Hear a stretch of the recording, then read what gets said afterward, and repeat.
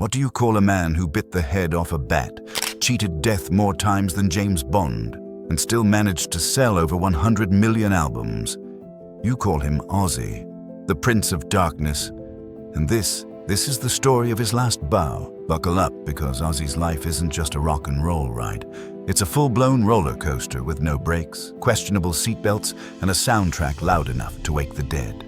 John Michael Osbourne was born in Birmingham in 1948. Little did anyone know this dyslexic kid with a thick, brummy accent would one day become heavy metal royalty. Inspired by the Beatles' She Loves You, Ozzy decided he wasn't just going to listen to music, he was going to dominate it. Of course, every good prince needs a kingdom, and Ozzy was about to build his out of pure darkness. Picture this: Birmingham, England, late 1960s. The air smells like coal dust, cheap beer, and industrial grease. 4 working-class lads, Tony Iommi, Geezer Butler, Bill Ward, and a young John Ozzy Osbourne, were about to change music forever. They didn't want to sing about love, sunshine, or holding hands. This was Britain in decline, not California in bloom. Their sound? Slow, grinding, heavy, like the factory machines that surrounded them. And their name? Inspired by a 1963 Boris Karloff horror film, Black Sabbath. Because if people paid good money to be scared at the cinema, why not scare them with music? Then came 1970's self-titled debut album, recorded in just 2 days on a budget that wouldn't buy you a decent used car today. It was raw, menacing, and completely unlike anything else. Critics didn't get it. Fans, oh, they got it. But it was Paranoid, released the very same year, that blew the doors off. Songs like Iron Man and War Pigs weren't just music, they were sonic war machines. The title track, Paranoid, written in 20 minutes as album filler, it became their biggest hit. By 1971, Master of Reality was shaping the DNA of what we now call heavy metal. Drop-tuned guitars, crushing riffs, and Ozzy's haunting, almost spectral voice made them the band parents warned you about and teenagers worshipped. Still, they weren't chasing trends, they were creating them. And while Led Zeppelin had swagger and Deep Purple had virtuosity, Black Sabbath had something else entirely. Danger. You didn't just listen to Sabbath, you survived them. They pumped out albums like a steel mill spits sparks. Volume 4, Sabbath Bloody Sabbath, Sabotage. Each one darker, heavier, and more ambitious. Slowly, the Prince of Darkness persona started to stick to Ozzy like stage sweat. He wasn't just the voice of Sabbath, he was its unholy mascot. But here's the thing, when you're rewriting the rules of rock and roll while running on booze, powder, and zero sleep, cracks start to show. And in Ozzy's case, those cracks would eventually become full-blown chasms. Because in the heavy metal world, there's only one thing more dangerous than fame and fortune, and that's trying to keep it when your life is a one long after party. By the late 70s, Ozzy Osbourne was living the rock star cliché so hard, he could have taught a masterclass on self-destruction if he'd been sober enough to show up. Black Sabbath was still packing arenas. But behind the scenes, things were falling apart faster than a cheap guitar string. Ozzy wasn't just partying, he was professional about it. His diet was mostly booze, cocaine, and whatever else happened to be passed across the table. But here's the thing, this wasn't just Ozzy. The whole band was knee-deep in the chemical swimming pool. So when Tony Iommi and the others started pointing fingers at him for being unreliable, Ozzy's reaction was basically, "Mate, have you looked in a mirror lately?" Still, the tension was brutal. The recording sessions for Never Say Die were a disaster. They'd spend hours in the studio, only to pack up because everyone was too blitzed to play a single coherent riff. Van Halen, their opening act on tour, was younger, hungrier, and painfully stealing the spotlight. Reviewers called Sabbath's performance tired and uninspired. Ouch. By April 1979, Iommi had enough. Ozzy got the boot. Just like that, the voice that was Black Sabbath was gone. His official crime, excessive substance abuse. His unofficial crime, being the most excessive substance abuser in a band of substance abusers. Now, most musicians would see that as the end. Go back to the old job, fade into obscurity, tell the story at the pub. But Ozzy, nah. He locked himself in a hotel room for 3 months with £96,000, a mountain of drugs, and enough booze to kill a pirate crew. He called it My Last Party. Spoiler alert, It wasn't. Enter Sharon Arden, daughter of notorious rock manager Don Arden. Sharon was sent to look after Ozzy's needs, which basically meant stop him from dying long enough to make a record. And in a twist worthy of a Hollywood movie, she became the love of his life and the business brain that rebuilt him. The result? The Blizzard of Oz project. With Randy Rhoads on guitar and Bob Daisley on bass, Ozzy's solo debut didn't just succeed, it exploded. Crazy Train came barreling out of the speakers like a derailed locomotive, announcing to the world that Ozzy wasn't just back. He was bigger than ever. It's the ultimate rock and roll irony. Getting fired from Black Sabbath should have killed Ozzy's career. Instead, it set him free. But success in the land of Oz always comes at a price, and one of his most devastating losses was about to strike him in the heart. By 1982, Ozzy's solo career was in full flight, literally and figuratively. Blizzard of Oz had gone multi-platinum. Diary of a Madman was cementing his comeback, and a young guitarist named Randy Rhoads was stealing the show. Randy wasn't just a sideman. He was the musical soulmate Ozzy never had in Black Sabbath. Classically trained, impossibly precise, and with a stage presence that could light up a stadium, Rhoads was the yin to Ozzy's chaotic yang. Ozzy once said Randy saved his life after Sabbath. Without him, there might have been no comeback, no Crazy Train, no redemption arc. But on March 19, 1982, fate came screaming out of the sky. The band was on tour in Florida. They'd pulled over for the night near a small airstrip. While the rest of the crew slept in the tour bus, the driver, Andrew Aycock, who also happened to be a licensed pilot, got a wild idea.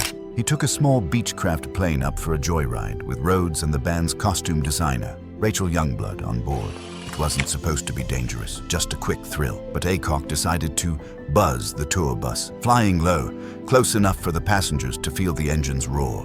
On the third pass, disaster struck. The plane's wing clipped the bus, then smashed into a tree before spiraling into the garage of a nearby mansion. All three on board, Randy Rhoads, Rachel Youngblood, and Andrew Aycock, were killed instantly.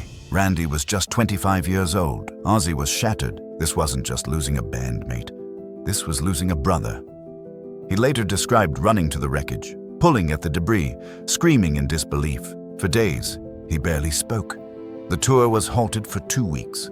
Sharon Osbourne worried not just about his career, but about whether he'd survive the grief at all. Rhoads' death became one of the most infamous tragedies in rock history, not just because of how young he was, but because of what he represented. He wasn't a rock star cliché. He didn't party like Ozzy, didn't live dangerously.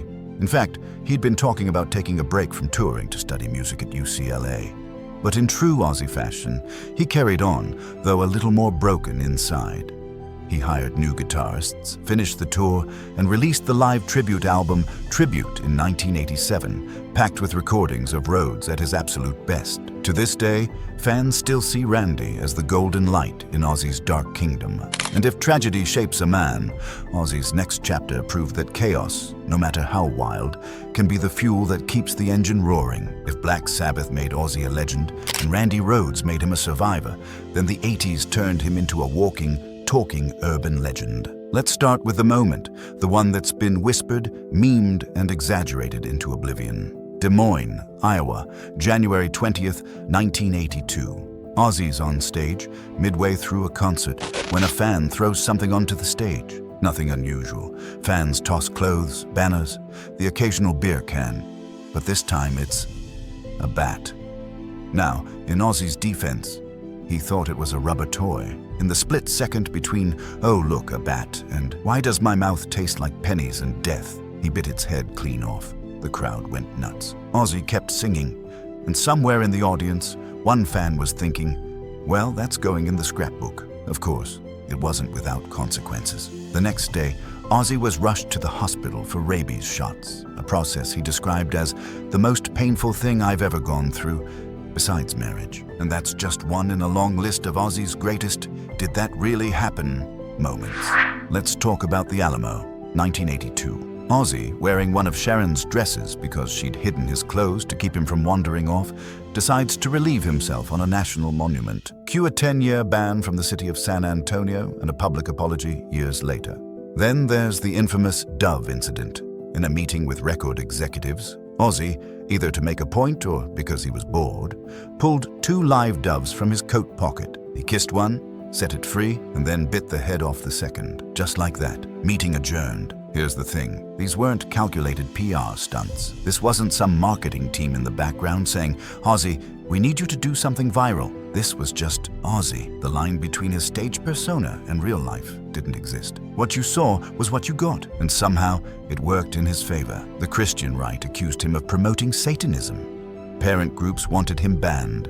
Politicians called for boycotts. But the more they hated him, the more kids bought his records. Ozzy wasn't just selling music, he was selling danger. And danger in the 80s rock scene was platinums. But behind the headlines and horror stories was a shrewd empire builder, one who, with Sharon at his side, would turn chaos into cold, hard cash. By the mid-90s, Ozzy could have easily faded into legendary has-been territory. He'd been through the peak of Sabbath, the glory days of Blizzard of Oz, the gut-punch loss of Randy Rhoads, and more public scandals than most bands rack up in a lifetime. But fading out quietly, that's not the Ozzy way. And here's where Sharon Osbourne steps in, not just as a wife, but as a general, strategist, and marketing assassin. In 1996, Sharon faced a problem. Ozzy was having trouble getting booked for certain US rock festivals. Promoters thought he was past his prime, that he couldn't draw the crowds like the newer, shinier acts in the exploding nu metal scene. So Sharon did what great disruptors do. She flipped the table. If the festivals wouldn't book Ozzy, she'd build her own festival and make them come to her. Ozzfest was born. The idea was simple but genius, a traveling heavy metal carnival featuring the biggest names in the genre, up-and-coming acts, and, of course, Ozzy himself as the anchor. It wasn't just a gig, it was a scene. Fans didn't just come for the music, they came for the experience. Tattoo booths, merch that pushed boundaries, mosh pits the size of small countries. Ozzfest was Woodstock for headbangers. The first year, 1996, was a one-off experiment in Phoenix and Devore, California. By 1997, it exploded into a full national tour. Over the years, Ozzfest hosted metal royalty, Slipknot, Korn, System of a Down, Slayer, Iron Maiden, and gave a platform to bands that would later dominate the genre. For many, playing Ozzfest was a rite of passage. Financially, it was a monster. By the early 2000s, Ozzfest was pulling in tens of millions a year, becoming the highest-grossing metal festival in the world. It ran annually for 15 straight years, from 1996 to 2010, with sporadic special editions afterward. But Ozzfest was more than just a money machine. It was a lifeline for Ozzy's brand. It kept him relevant in a fast-changing rock landscape, putting him in front of younger fans who weren't even born when Paranoid came out. It cemented him as not just a performer, but a kingmaker in the world of heavy music. And the best part, the whole thing was run with the same Osbourne flair for chaos and spectacle.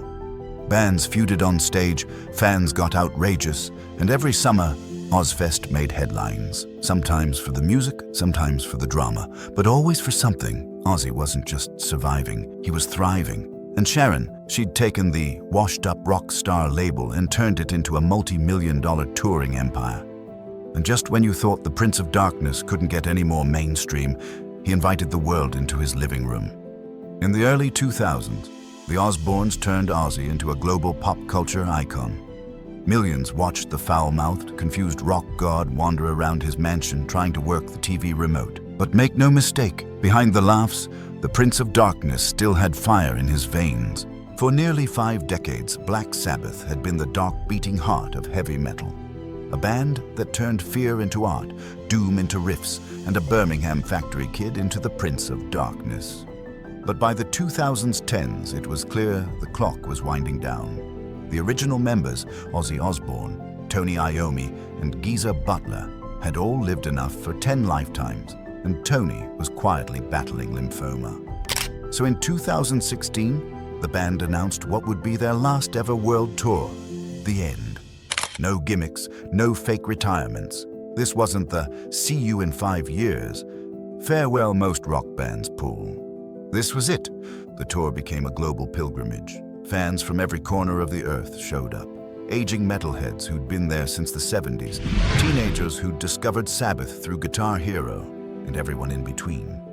Every show felt like a history lesson in the church of heavy metal. For Ozzy, it was more than just a job. It was coming full circle with the band that had taken him from the back streets of Aston to the stages of the world. His voice, still unmistakably Ozzy, carried decades of grit, survival, and sheer willpower.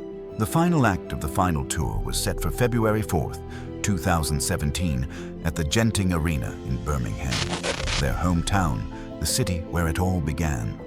The atmosphere was electric before the band even stepped on stage. Outside, the winter air bit cold, but inside, it was pure heat.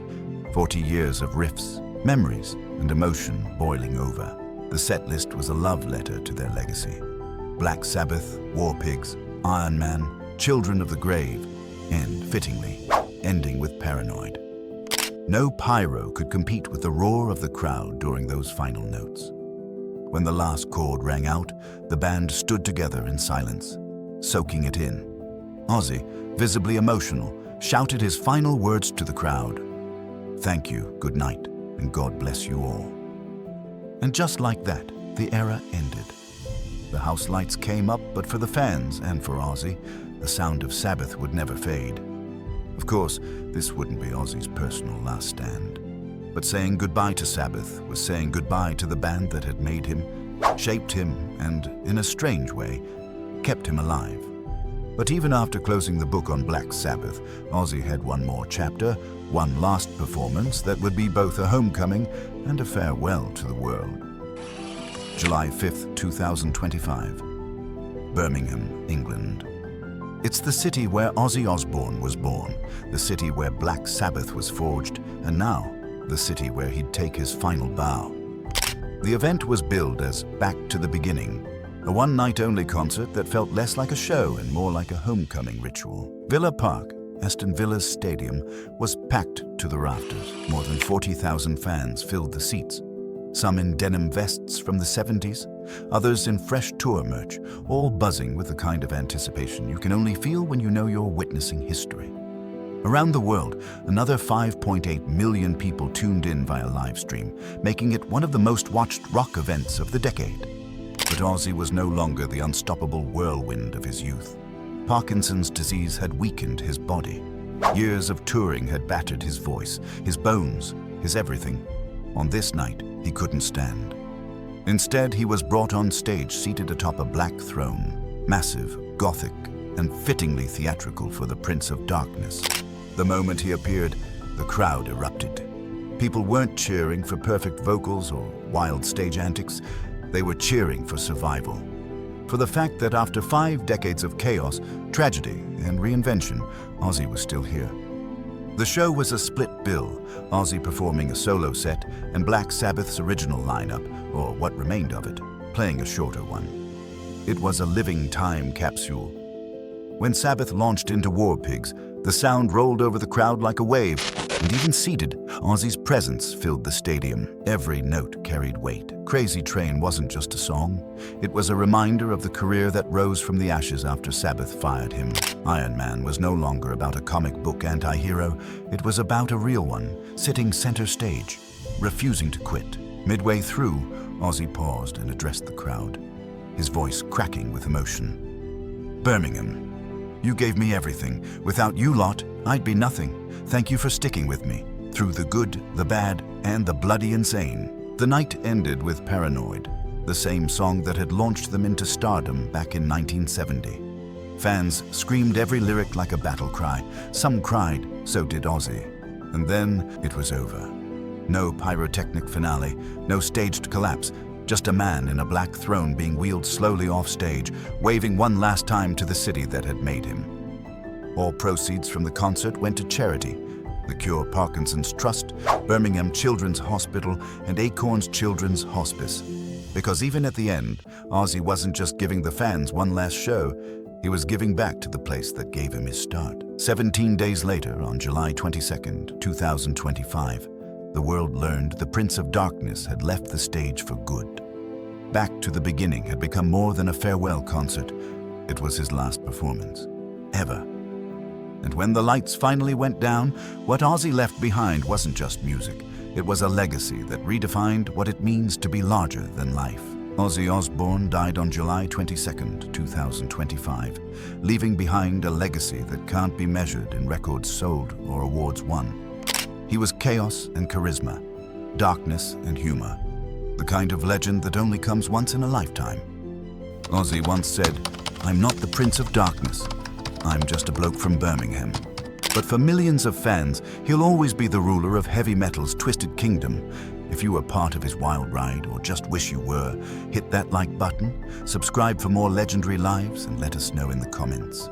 What's your favorite Ozzy moment? Long live the Prince.